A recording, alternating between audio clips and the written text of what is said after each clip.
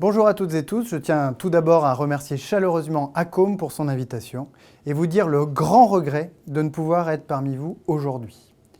Cette ETI française vient de franchir une étape essentielle vers sa transformation numérique avec l'aboutissement du projet Lab 5G.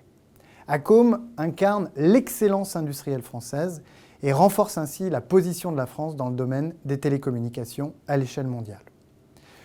France 2030, portée par la Première ministre, doit permettre à notre pays de rattraper son retard industriel, d'investir massivement dans les technologies innovantes et de soutenir la transition écologique.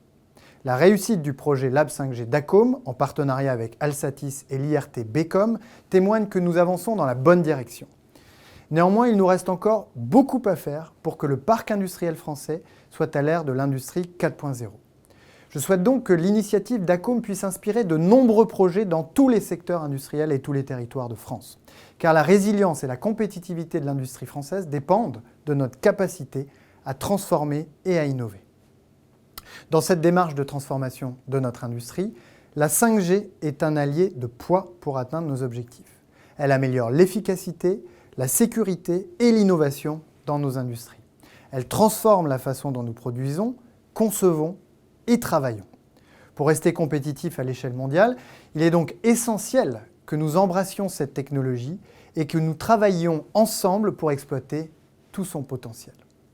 La 5G est la colonne vertébrale de l'industrie du futur et un multiplicateur de gains de productivité permis par d'autres technologies comme l'intelligence artificielle, la robotique ou encore les technologies immersives.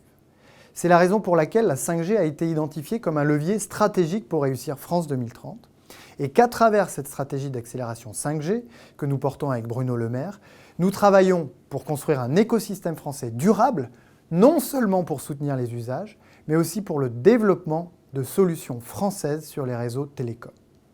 La 5G industrielle en est ainsi un volet essentiel. 9 des 21 plateformes 5G financées dans le cadre de la stratégie sont dans le domaine industriel.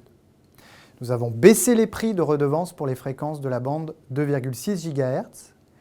Des campus Fab Lab 5G industriels vont tout près d'ici, chez Excelcar à Rennes, ainsi qu'au CETIM à Cluses dans la région Auvergne-Rhône-Alpes, permettre à toutes les entreprises industrielles d'expérimenter la 5G sur le processus de production.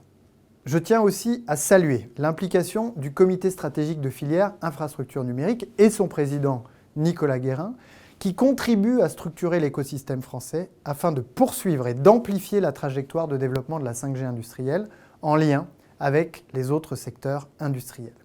Cette prise de conscience collective de l'industrie est urgente car nous sommes dans une course mondiale à l'innovation et la compétitivité. Le président de la République l'a rappelé en mai dernier lors de l'événement Accélérer notre réindustrialisation, c'est par l'industrie que nous assurerons l'indépendance et la souveraineté de la France. Et en matière de compétitivité industrielle, les avancées concrètes valent tous les grands discours. C'est en démontrant concrètement les bénéfices de la 5G pour l'industrie, comme le fait Accom aujourd'hui, que nous convaincrons de nouvelles entreprises de passer à la 5G.